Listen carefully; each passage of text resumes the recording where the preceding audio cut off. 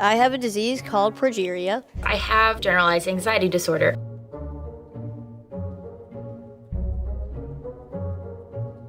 I'm blind. I'm severely deaf. I have autism. My name is Sansi. My name is Arla.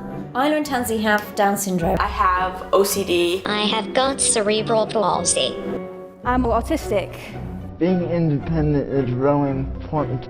I was born intellectually challenged. I live with autism. I've got Asperger's. Sometimes people talk to me like I'm mentally impaired or slow. In my head, I've got thousands of secret worlds all going on all at the same time. People told me I would never learn, I'd never think, I'd never talk, I'd never tie my shoes, which, okay, they might have had a point on, I'm wearing sandals. You just get these inexplicable feelings of danger. You don't know why. Nothing happened. I see music. I taste ground. I developed this fear of sitting on the left side of someone. I could sit on the left side of someone if someone was also to my left, but if someone was just on my right, I would have to get up and leave. I would have to get up and leave. Get up and leave. Get up and leave. Get up and leave.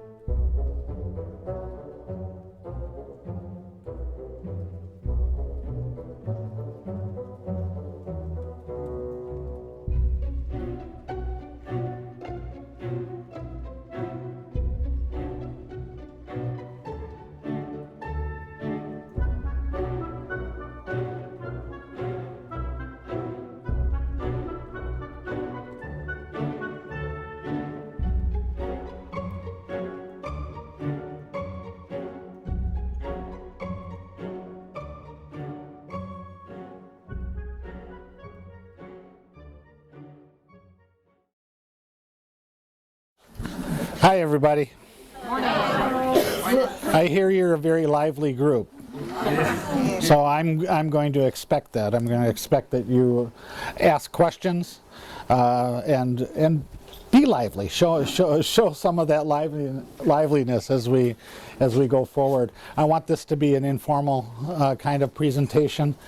Ask your questions anytime throughout. There'll be time at the end as well to ask questions if you would like. But we're going to talk a little bit about managing behavior on the bus. I want to let you know that I'm not an expert. I've been at this for 33 years working with kids, and one thing I've learned in 33 years is that all kids are different. And what works for one kid may not work for another kid. And it could be a kid with the same disability, and they're different. They're just different. You're going to see different things from them on different days. There's really no experts. There may be people who know a lot about disabilities, know a lot about children, but children are unpredictable. And by the way, thank you very much for being part of our school districts. You are a very important part of that, keeping our children safe. We're responsible for these kids, and the parents expect us to be responsible for these kids from the time they get picked up in the morning to the time they get dropped off at night. You're a very important part of keeping those students safe during the time you're with them, and we can't do what we do without you. So, how many of you wish you had a bus like that for the winter? Boy, I'd want to be a bus driver if I had one like that. I used to have a pastor that whenever he prepared a sermon, he said, I want to answer 3 questions. I want to answer the what, the so what, and the now what in every presentation he does. And that's what I'm going to do in my sermon to you today. The what are we talking about? What are some of the behaviors? And that's where I'm going to ask you to participate a little bit in that. The so what, why do kids behave? Is it because of a disability? Are they just being naughty? What are the functions of their behavior? We're going to talk a little bit about that.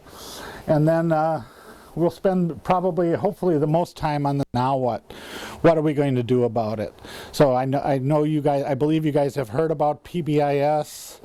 We're going to talk a little bit about verbal de-escalation. How can you talk kids down when they're in a crisis situation? Things like that.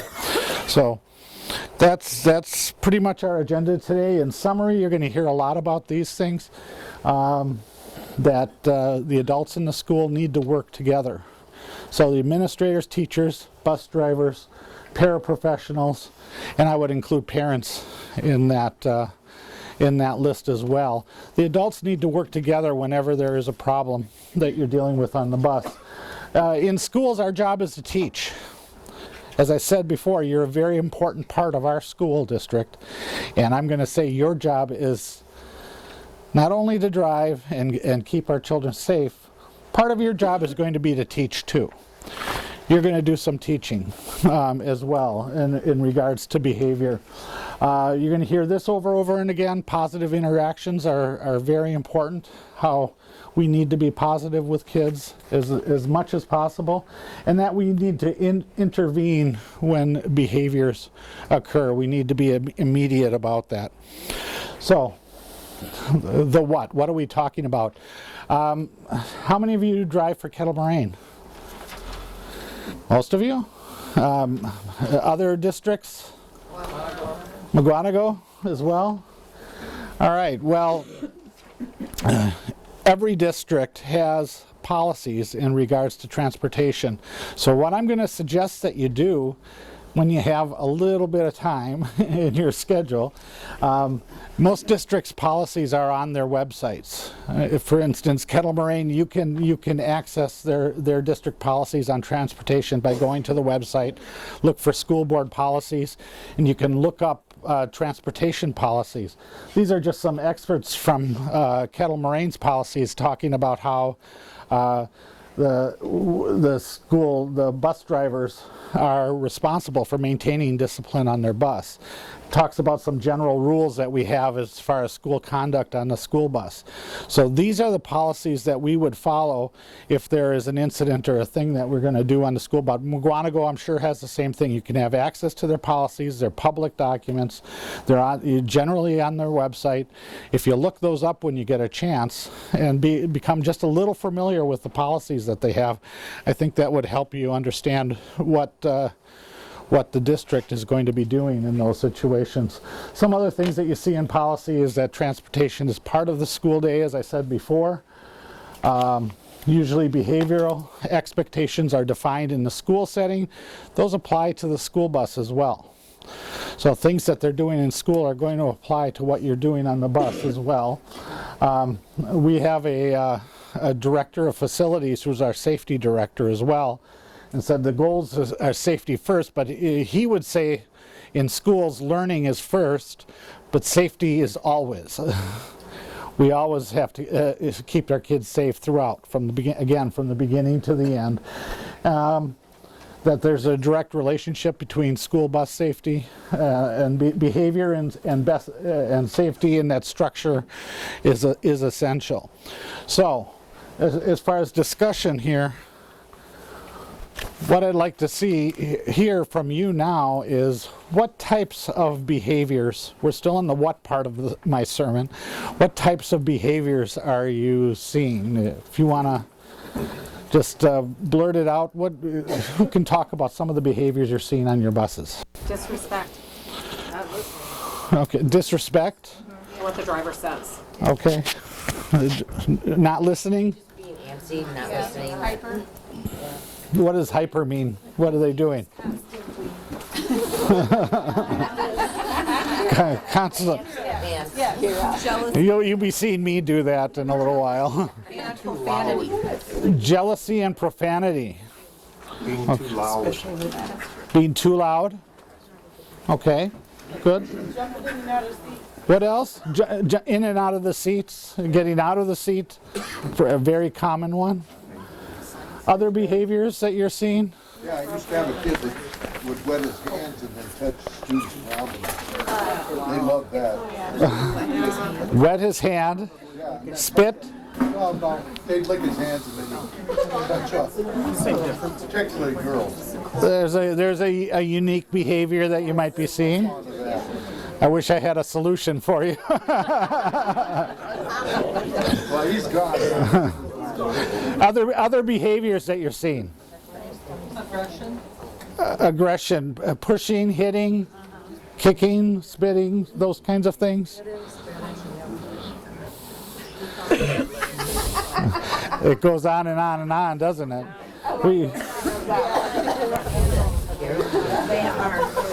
Well, as we look at some of the research on,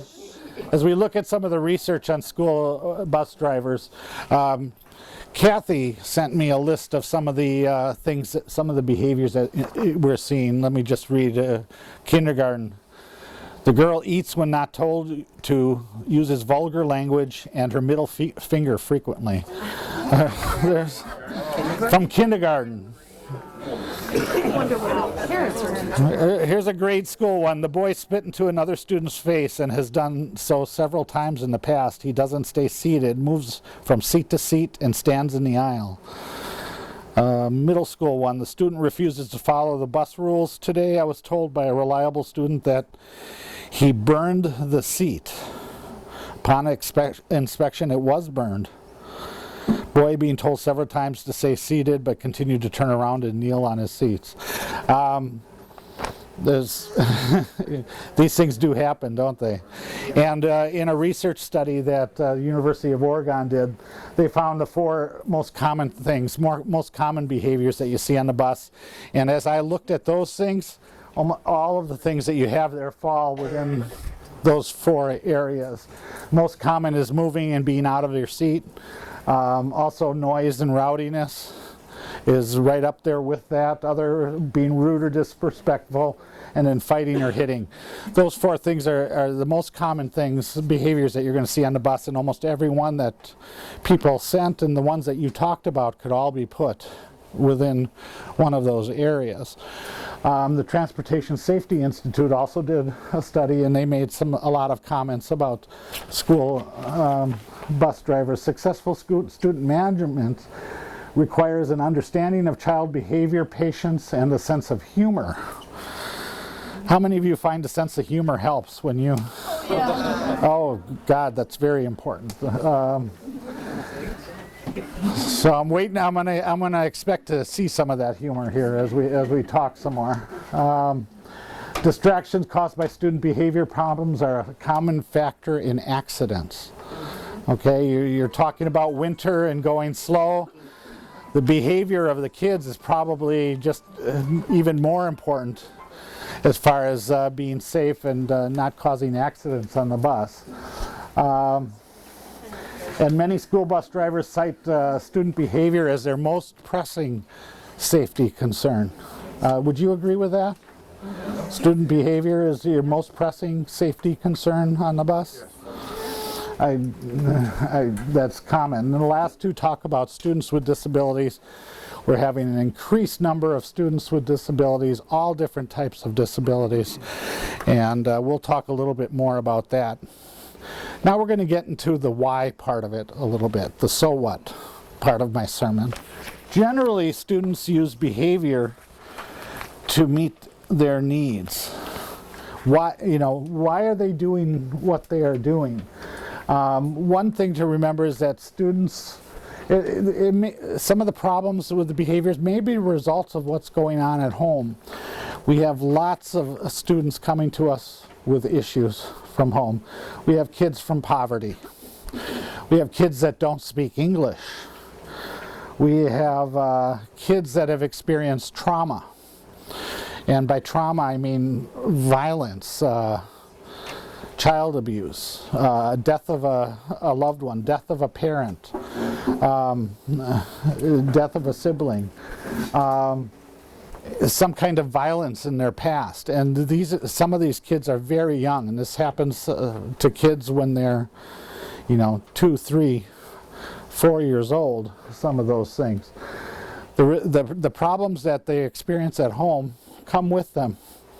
There's not much we can do about it. We take the kids as they come, and we have to educate all of them, no matter what they've been through, no matter what they've gone through. But just realize that a lot of the behavior problems may stem from some of the problems that they're experiencing at home.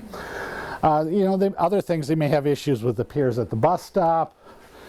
They may have demands at school. The anxiety of an upcoming situation. I want to talk a little bit about anxiety. One of the things we're dealing with in schools a lot nowadays are students with mental health needs. So kids with anxieties and phobias and depression, and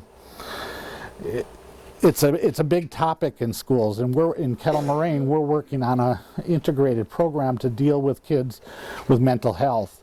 And I think we're going to have to also extend that to their bus ride as well, because those mental health needs manifest themselves in behaviors as well. And it could be as simple as boredom on the bus ride. In general, a lot of kids are trying to get attention. And that's one reason they may misbehave. And the idea behind what I'm doing is I want you to realize that to have empathy for these kids. I come from the perspective that there are no bad kids. They only do some bad things, and the behaviors are bad. Yeah, some kids are naughty. Sometimes they do bad things, but I don't think there are bad kids, and we can teach them to do the right thing and to act in the right way. So what are we doing now? Suspending kids. And one thing we know when we look at the data on kids is that behaviors are increasing and suspensions have increased. We're suspending more kids, but the behaviors are still there and getting worse. So what does that tell you about the effectiveness of suspensions? Doesn't work. It doesn't work for us. And we've known that in schools as well. Kids want to be home. Some of the kids don't even want to be in school, so we suspend them. It's giving them a gift. Thank you. Yeah. I get to go home now. Same is true on the bus as well. Removal from the bus riding is a privilege, and most of those policies that we talked about before, we can remove kids from the bus. We can remove kids with disabilities on the bus. But there are some special rules that we have to be mindful of with kids with disabilities. So disabilities, it's the land of acronyms. So I'm going to read one. IDEA guarantees a FAPE to all SWDs through the IEP. All right. That's what we deal with in special ed all the time. Those of you that know special education, you might be familiar with some of those. I wrote on there what those acronyms stand for. IDEA is the federal law, Individual with Disabilities Education Act. It gives students a right to a free, appropriate public education, and that is the FAPE that we're talking about. SWD is students with disabilities, and the IEP is the individual education plan that all kids with disabilities in the schools have. And on that individual education plan, their transportation is a service that is provided for some students. So for some students with disabilities, transportation is a right, and it's not a privilege. Doesn't mean we can't remove them from the bus at times. It doesn't mean we can't suspend or do what we need to do with some kids. But if we're taking a kid that has transportation in their IEP off the bus, the school district has to figure out another way to transport that student, no matter how it is. And we have things like parent contracts, and we hire private companies if it's not working on the school bus. But the thing is, it is for some students. Most of our students with disabilities ride the regular bus with you and you don't even know they have a disability. That's for most of them. And those kids need to be treated the same way as others. So as we talk about students with disabilities, get in the way, you're going to have a handout available to you. It's going to look something like this. It'll be in, you're going to have a binder here? There'll be a binder up by the driver education area. Mm-hmm. There'll be a special needs specific there will be a special needs specific binder. You are really lucky. I've got lots of those binders. Something like this, and what this handout shows, it tells what the disability is, and all of the disabilities are covered in there. It talks about some of the characteristics you're going to see for a student with those disabilities. Like the first one on here is students with ADHD. Attention deficit and hyperactivity disorder. So some of the things you're going to see: inattention, hyperactivity, impulsivity. Talks about some of the behaviors you're going to see with those students. And then it talks about what it means on the bus. What specifically might you see on the bus? The bus personnel may tell the child where to sit, and the child hears it and forgets it before they even get there. That's just an example of what might happen with a student like that. And then it talks about some of the things that you can do in all of those situations. So just to look at a couple of the disabilities here, an emotional behavioral disability. And I put that one on there because those kids look normal. They don't look like students with disabilities often. And you're not going to be able to tell all the time if they are a student with disabilities. But emotional behavioral disability is a student that has persistent emotional and behavioral responses that adversely affect performance. And it talks about the educational environment. An inability to maintain adequate interpersonal relationships. They can't keep good relationships with other people. A general pervasive mood of unhappiness or depression, and they may develop physical symptoms. Sometimes that kid throwing up on the bus or having a severe headache might not be a physical thing. It could be an emotional thing as well for some of these kids. So one of the things that may happen, it may result in some yelling, hitting, spitting, and kicking as they go forward. Those are kids with emotional behavioral disabilities. We're going to talk a little bit about what to do with them soon, what we can do with them soon. Most of you have transported kids with autism. Autism is a spectrum disorder, so kids may be very low functioning, nonverbal, or they may be very high functioning and smart, but some of the common characteristics you see, well, it is a developmental disability. It affects verbal and nonverbal communication. Some of the things that you may see with kids with autism, they'll avoid eye contact with you. A dislike of being touched. So if you're used to, touching a kid on the shoulder, that's a kid that may not respond to that very well. So some things to be aware of. Insistent on keeping objects. So I think in the presentation yesterday we talked about electronics and the rules that kids have. Sometimes some of these kids have rules that are things that they need to keep for their own behavior management. So just telling them to get rid of that might not be the exact right thing to do. They have very rigid routines as well. Talk a little bit about health issues. We're seeing more and more kids with health issues, with different diagnoses. And we had talked about that yesterday too. It's just the plural of diagnosis. What is it? Diagnoses. Diagnoses? Okay. Different diagnoses. Diabetes, asthma, epilepsy, all of those things are very, very common today in the schools. Peanut allergies. Yeah, I'm sure you have a rule about no peanuts or no eating on the school bus. That's the main reason that's in place, because kids come with allergies. They may need to have things with them. So there might be no eating on the bus, but a kid with diabetes who's having some low blood sugar is going to have to have a snack with them and bring out that snack.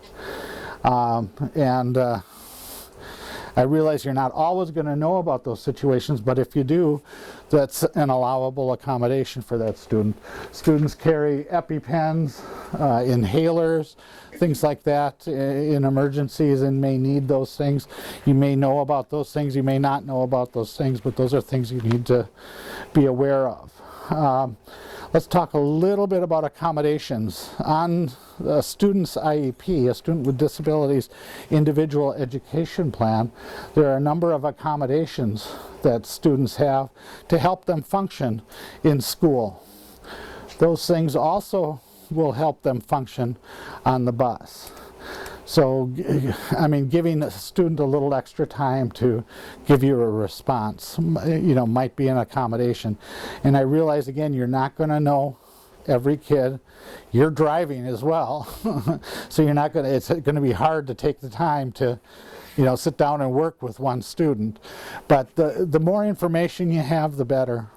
And so that's why it's really important to work with the adults, the teachers, the administrators, and the paras in the school district, and communicate with them as often as possible.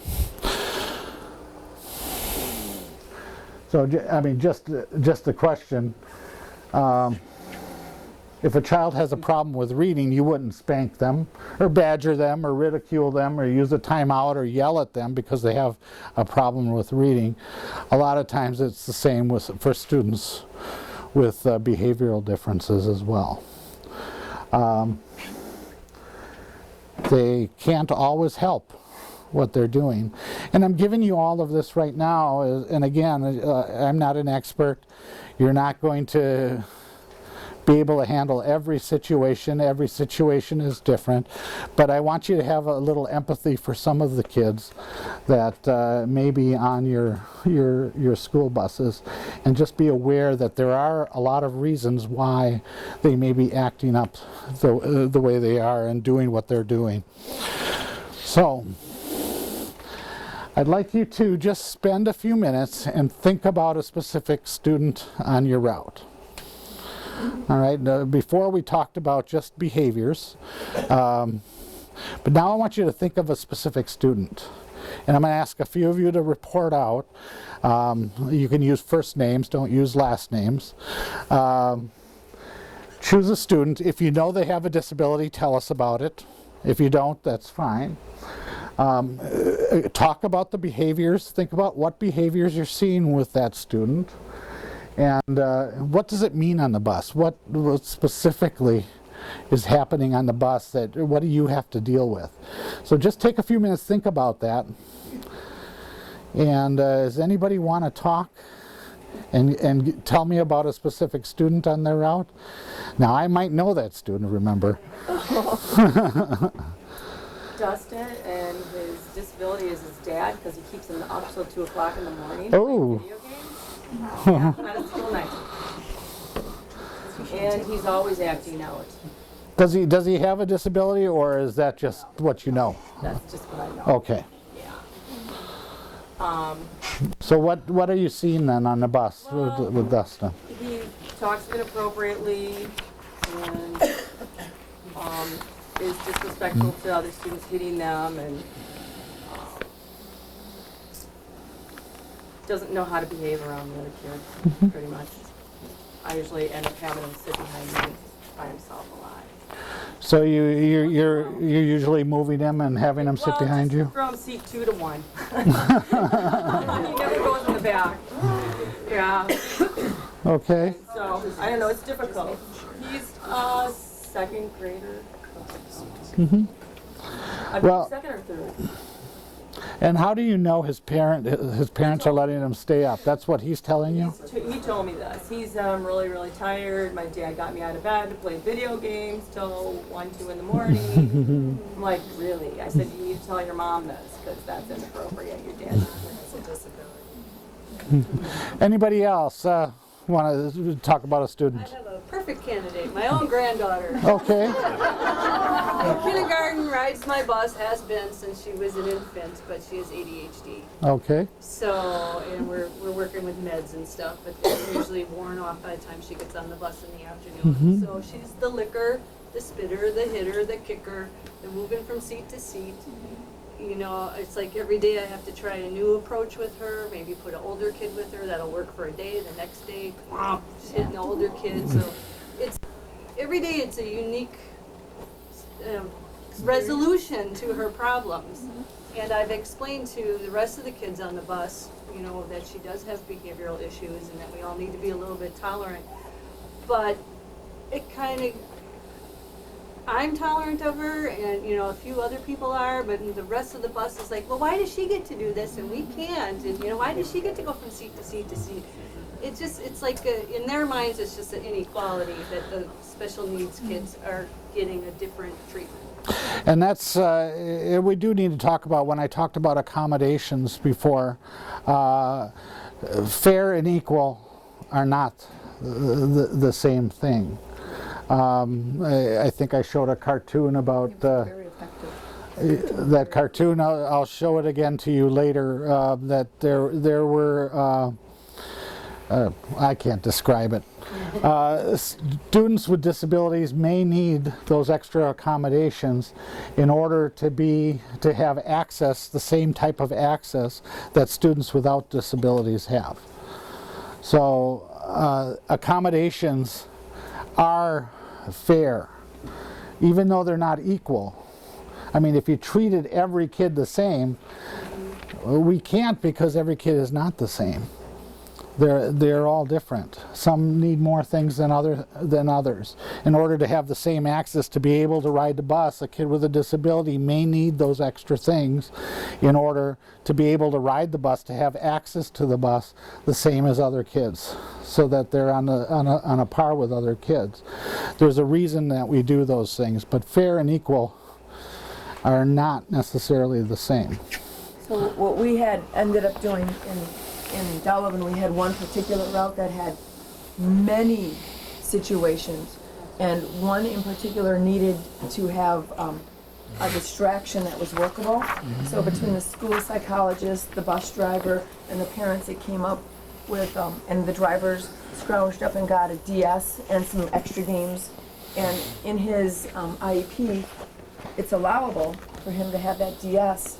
And I'm not kidding you, it went from him being an instigator and a problem on the bus, even though none of the other kids have that, to being a solution. So he gets on the bus, he greets the driver, he takes the DS, he sits down, and he can concentrate, and the bus is peaceful. Fair and equal. The other kids actually appreciate not being poked, kicked, or tripped. So they accept that Tyler has that. And my granddaughter uses a tablet daily, but there's certain days where it's like, that's not going to work. Right. Sometimes it just doesn't work. And then the problem, unfortunately, gets taken home and the kids tell their parents. The parents are not at all understanding. Yeah, how do you deal with that? Because you can't share. Well, I wanted to talk about that parent situation. It's hard to, you need to be careful about judging parents, although I understand what you're saying, because that's my job. I deal with parents, you know, 50-60% of my job is dealing with parents who are often enabling their kids with behavior things. I love parents who are advocates for their kids. I don't mind aggressive parents who want to get the best for their kid, and I talk to them all the time, and I deal with them all the time, and those parents are great. But there are also a lot of parents that enable, absolutely, and allow things to go on. And that's why we do some parent education kinds of things as well in the school. Yeah. I don't think she meant the parents of the kids. I think she meant the parents of the other kids. Other kids, yeah. Oh. Their rights are violated. Other kids don't tend to relay that the student has behavioral problems. They just go, well, they And when you get into those kinds of, when you get into those types of situations, did I move and that gave you a problem? Oh, okay. When you get into those types of situations, that's where you're going to need to work with the school and talk to the administrators or the teacher in charge of that student and get them to address those situations. They have experience doing that, and they get complaints like that all the time. Is there any program in the school that they cover anything with any of the other kids in there about just in broad spectrum, kind of like what we're doing here, so that kids can understand versus just the bus driver saying this person has a disability and this is why we do that? Do they cover any of that in the school curriculum with any of the kids and explain about kids with disabilities and that there are reasons we have to do, you know, this person does this and this is why they're allowed to do this and you're not? We do. We do. In Kettle Moraine, we've brought in people from the Down Syndrome Association to talk to classrooms. So a kid with Down syndrome is in their class, and they would talk to the whole class about what the disability is, what characteristics you're going to see, why do they do what they, why they do what they do. We have education activities in the area of autism constantly for other kids. I think in Kettle Moraine we do a great job of educating other kids, and they do well on the bus. I don't know about others. They do well in school. I don't know how they do on the bus. But I think we do a great job of educating kids in the specific classrooms, and some schools even have whole programs educating schools about that. So we have the Best Buddies program that gets a lot of kids involved and partners them up with kids that have certain disabilities and things. And I think that Best Buddy program is the type of thing that helps kids in school understand that these issues are out there. Yeah, and we've had that in our high school, and we started that in our middle school this year as well. And it just it creates again that empathy for those kids that are going through that, and they partner up with regular education kids and work together in the school. So some of the myths, you know, students with disabilities always require special treatment. Not always, no. High expectations are for everyone. You're gonna, if they're on your regular bus, you're gonna treat them the same, unless you know very specific things about that student. Some of the other myths, you know, you need to be hard. You know what, before, you know, at first, to make sure that they're following directions. You know, don't smile till Christmas. You should let them know who the boss is, and kids should just know how to be good. It's not true for every kid. It's not true. So it's important to be proactive rather than reactive, and the rest of my time is we're going to talk about that now what. The being proactive and what that's all about. In schools, most of our schools have a program called PBIS, Positive Behavioral Interventions and Supports, and we use a triangle with the red, green, and yellow areas. The green area is what we do for all students to support behavior in the school. What we teach to all students. Some of you may have, at the beginning of the year when you went to the schools, the kids practiced lining up for their buses. Did any of you have situations like that where, you know, the teachers were there and paras were there and they were training the kids how to get on the bus and reminding them what they need to do and how to line up for the bus and things like that?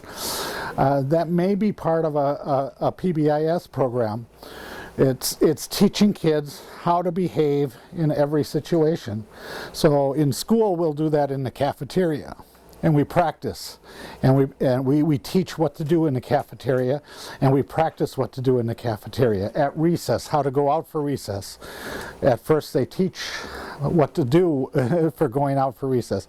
You teach how to get on a bus and how to get off the bus and how to treat kids, how to walk in the hallways. At elementary schools, sometimes you'll see kids lined up and walking so quietly in the hallways.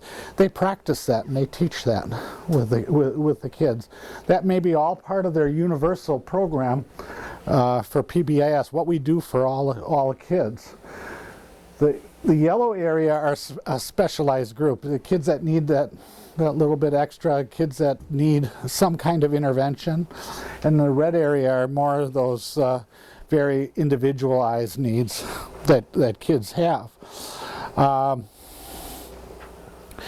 You guys have developed PBIS on the bus. You all have that bus, green, yellow, and red. You see that? It's very creative. Nice job. And what I'm going to say about PBIS is if your school, most of you work for a specific school, drive to a specific school every day. If your school asks you to be a part of their PBIS program, do it. So what it might mean is they'll teach what's going to happen on the bus. They may give you some coupons or things to give kids when they're acting appropriately, that they get some awards. Be a part of that kind of thing if a school asks you. Sometimes they don't ask you to be a part of that. And what Dousman Transport has developed is PBIS in the school bus and what we need to be doing on the school bus. The green area, again, is a universal level. What are we going to do for all kids every day throughout the year? So students with disabilities, students without disabilities, doesn't matter. What are we doing in that green area? We're going to talk about that in a minute. The yellow area, those, 10 to 20% of kids that need a little extra, something else, in order to comply, in order to do the right thing and behave. And then there's those the red area kids, those kids that are in crisis situations. I would think most of the kids on special needs buses are more red area kinds of kids, and they need quite a bit of extra individual help. So talking about the universal area, expectations need to be taught.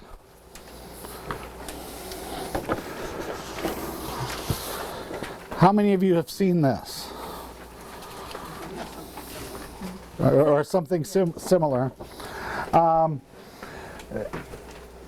What you need to do is make sure that you choose 3 to 5 behavioral expectations. We do this in schools all the time, so if you walked into Cushing Elementary School, you're going to see be kind, be responsible, be respectful. Those are their 3 rules, and then there are things under that. If the rules you have on your bus can be the same as what they have in the school, that's wonderful. That's a good thing. They don't necessarily have to be the same in the school things. You're going to choose 3 to 5 expectations. Now, Dousman Transport came up with the 3 B's: be respectful, be responsible, and be safe. And there are some more specific rules and directions under each one. 3 is better than 5 because it's easier to remember. They need to be stated positively. So be respectful. It doesn't say sit down and shut up. That's not a rule you want posted on the bus. They need to be stated positively, and they need to be easy to remember. So you have those expectations, and it's important. Here's some examples of others. Again, be respectful, use safety, show self-control. Again, with some, speak quietly to your neighbors, show manners to the driver and monitors, keep hands and feet and objects to yourself.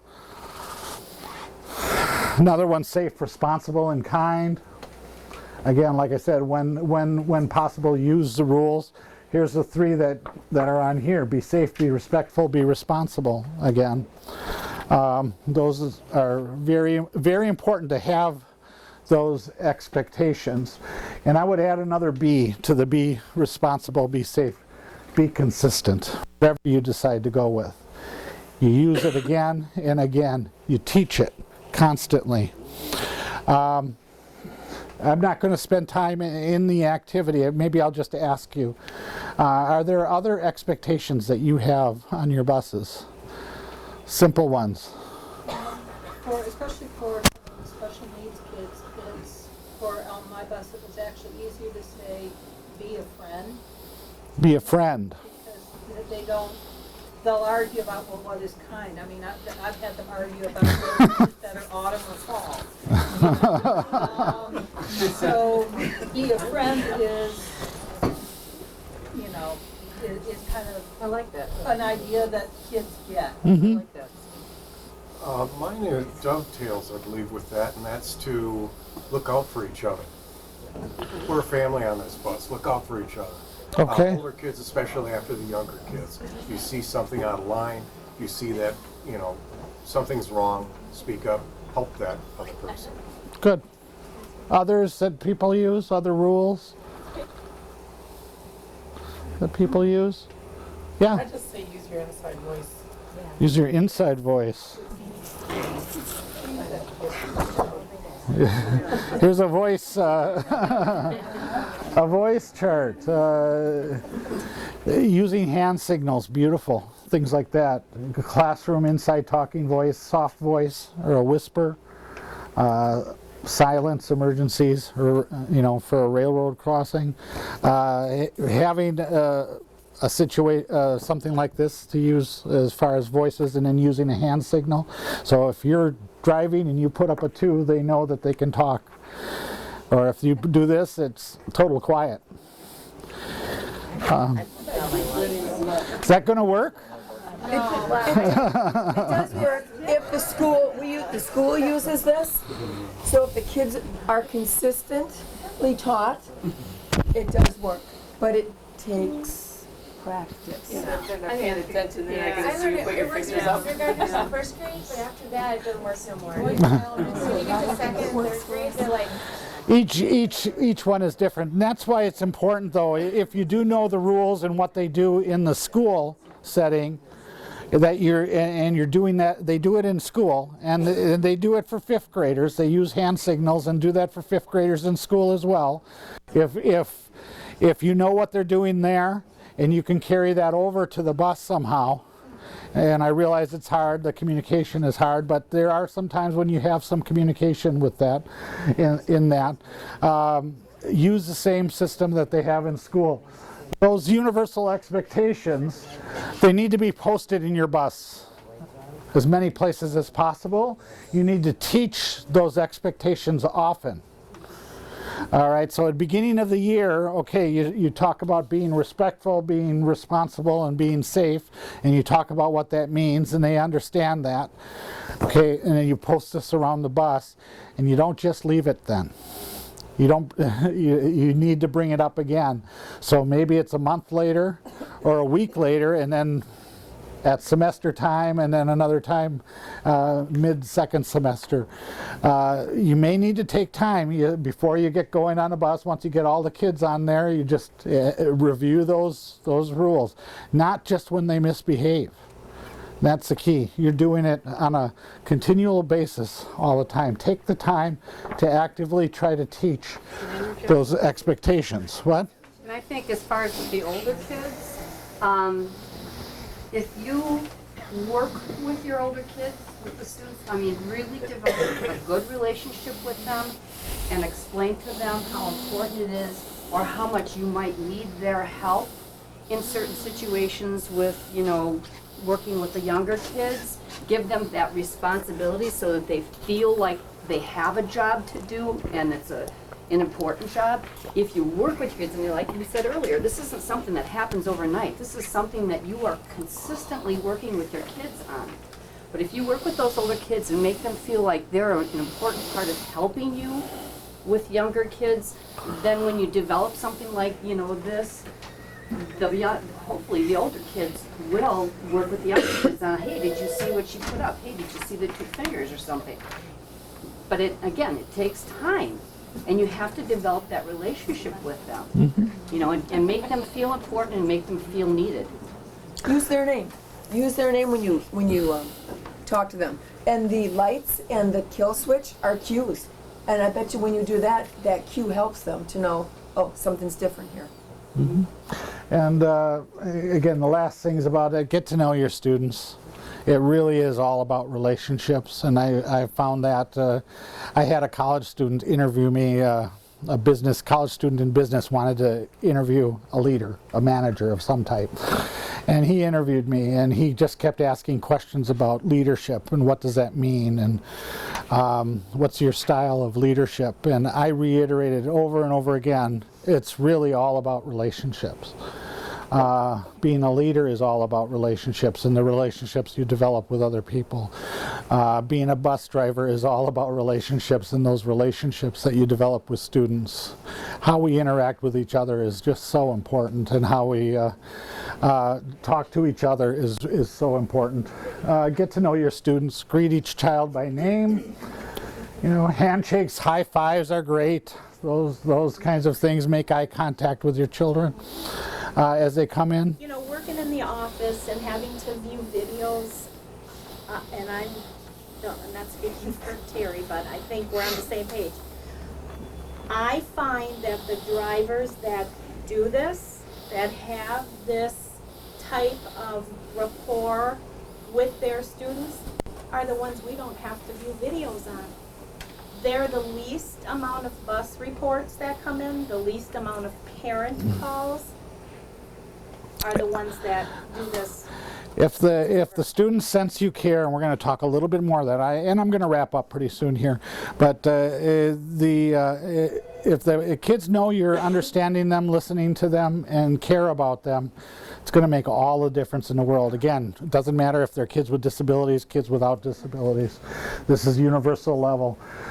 Positive comments. The research shows that if you want a behavior to change, positive comments should be made at least 4 times more than a reprimand. So if you're telling a kid to sit down, try to think of at least 4 positives about that kid as well, and work those into the conversation you're having with that with that kid. Positive comments should be made 4 times more than reprimands. Your students should have at least 2 positive interactions with you every single day. So even if it's coming on the bus and simple hi, hello, and have a good night. Exactly. So looking at the yellow area, those kids that need just a little bit extra, important strategies for supporting appropriate behavior, just being positive and professional, and from now on you're going to hear that positive thing from me a lot. Acknowledge responsible, appropriate behavior when they do follow your rules. Tell them and acknowledge it as often as possible in front of the other kids. When there are consequences, use them calmly, consistently, and immediately. You're going to hear those 3 words again a couple of times for the rest of the time we talk. Calm, consistent, immediate. Stay calm. Kids know how to push your buttons. They do, and they're going to want to push your buttons. They want to get you upset.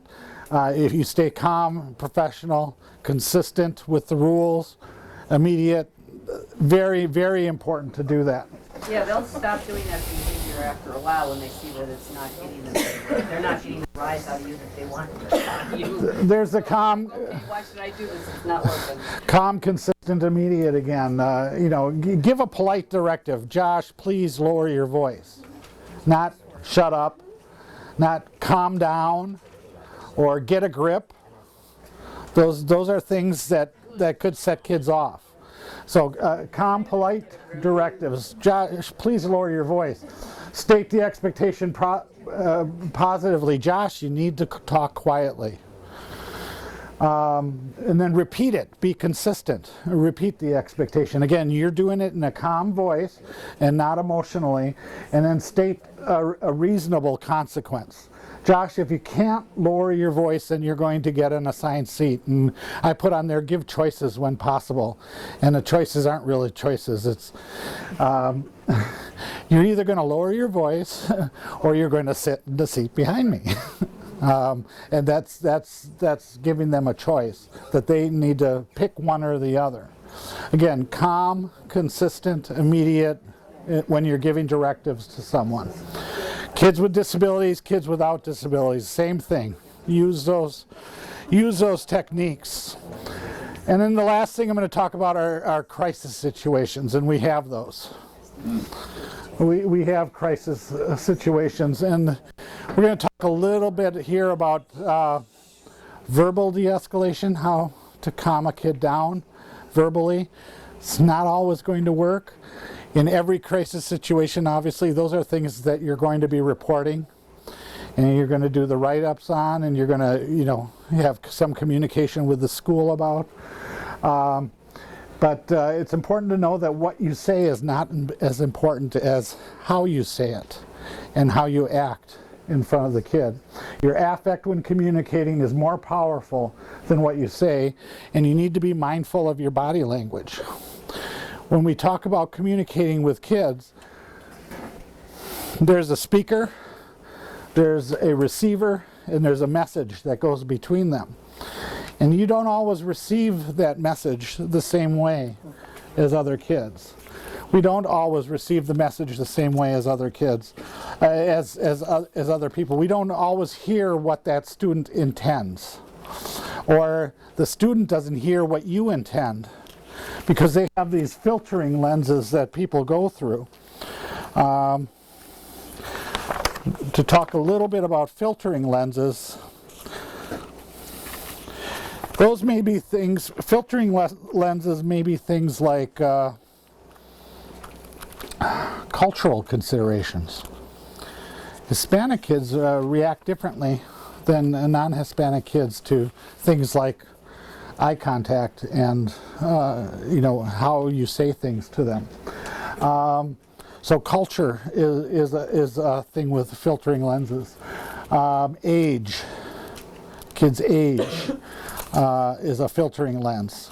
A kindergartner hears calm down different than a high schooler hears calm down. So we all have to go through that, and you need to make sure that you're understanding what that the student understands what your intended message is, and that you understand what the student is saying to you. So when you're in a crisis situation, you want to ask reflective questions and clarifying questions. Again, being calm and consistent when you're doing that.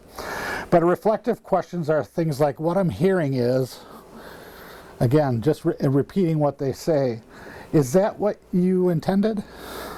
Did I get that right? You repeat what they say and say, did I get that right? They know that you're listening and that you're understanding.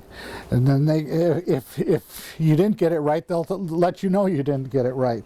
Clarifying questions are things like, clarifying questions let the other person know you're listening. Can you tell me more about that? Just asking questions like that, having them talk out what their issue is. Help me understand your feelings. Tell me about your feelings. Again, then you reframe and restate the problem as they happen. So in a positive way, this shows that you're understanding and you're listening. I hear that you are feeling blah, blah, blah, whatever way it is. Am I on the right track? This is what I hear you saying. Is that right? Just, again, seek first to understand and then be understood. If they know that you're listening and you care about them and you're trying to listen to them and you're calm about it, asking these reflective, clarifying, asking them to repeat what they're saying, repeating back to them what they're saying, those are things that are going to calm a situation when a kid is really extremely upset. Is it going to work every single time? No, it's not. But it works. It does work often. Be mindful of body language. You know, what is body language?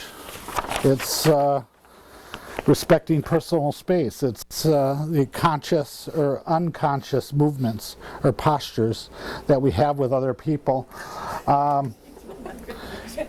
And respecting personal space. The general recommendation, if you stay at least a 1.5 to 3 feet away when you're talking to a kid in a crisis situation, it'll make it harder for them to hit or kick you. First of all, if you get into their face nose to nose or face to face, they have a much easier chance of taking a swing or kicking or spitting or doing one of those things. So respect personal space. That'll help calm the situation. Don't get into their face. Pointing is often seen as an aggressive reaction. You sit down right now. We're not going to, that's not going to work with a kid in a crisis situation. So respect personal space, reframe, restate, be aware of your body position. A natural smile is good, a fake smile, they're going to sense that right away. Shoulder shrugging, an example, it may seem uncaring, that kind of thing. Finger pointing, you know, some of the cautions about body language. Of course, you're not going to, don't touch a person who's in a crisis situation that may be seen as aggressive, and they just automatically will want to fight back. You stay away. And I brought up the cultural considerations again. If you know about what culture, that may make a difference as well. In stressful, tense situations, just to review, this is mostly of what we've talked about. Give undivided attention, be non-judgmental, you know, calling names, you're acting like a jerk, things like that aren't going to work in these kinds of situations. Allow some silence. If the kid is silent and does sit down after a crisis situation, you may just want to let them be and allow that silence. Again, use statements to clarify message, listen carefully. Answer information-seeking questions. Avoid challenging questions. So things like, I don't have to listen to you, and the challenging things. You're not my mom. Those, just ignore those. Just ignore those types of questions, those types of statements. Take threats seriously. Obviously, you're going to report a threat, but if a kid makes a threat, whether it's a personal threat or a suicide threat or anything like that, you need to take those seriously. Those need to be reported and written up right away, of course. So, overall, it's important to be empathetic. There are reasons kids do act up. And kids are kids, and we care deeply about the kids, and we respect you for all of the work that you're doing with our kids while you're with them. I really appreciate that. But clarify methods, search for areas of interest, build those relationships with kids, respecting personal space, body position. Set and enforce limits doesn't mean you can't have consequences. Yeah, you do have consequences. You know, changing your seat or an assigned seat or things like that. Those are still there, but you're going to give them in ways that maintains that relationship with that student.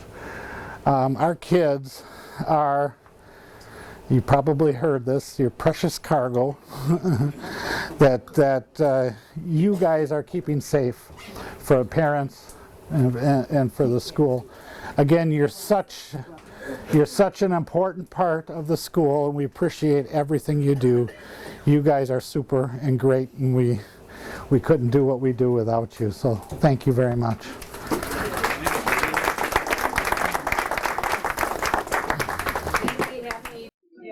So you guys have these visuals, lots of color, we like color. And it's the PBIS format. We took that triangle, made it more school bus driver friendly. And what it really is saying is that spot them being good. Look for opportunities for all your kids. The hard to reach kids, the kids who need proving. I'm yellow, just so you know. You need to prove it to me. Take teachable moments on your bus, spin it in a positive way, and reach the kids. The difficult kids that we find difficult, it's really not difficult, it's different.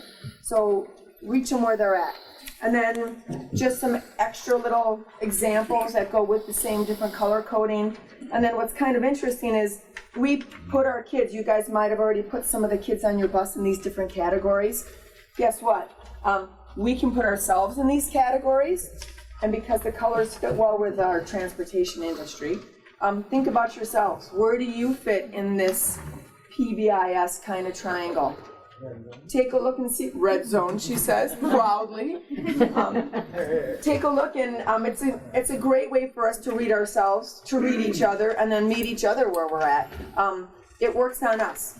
And then the last is just opportunities to use positive phrases. In reading and looking through the PBIS, caught the phrase, stay in the green. It's a positive way to deliver positive messages. So just some. So in closing, we do have our picture on fair and equal. Again, if we're equal with kids, we gave each kid one box. Well, because of their height differences, not everybody is able to access that game. It's the same with kids with disabilities. That's being equal and doing the same for everybody. Is that right? Obviously not. So this kid has no box, this kid has one box, and this kid has two boxes. They all have access to watching the game. And it's the same concept with kids with disabilities. Sometimes they need two boxes, and sometimes they need one box, or sometimes they need no boxes, but they have the same right to access things as everybody else.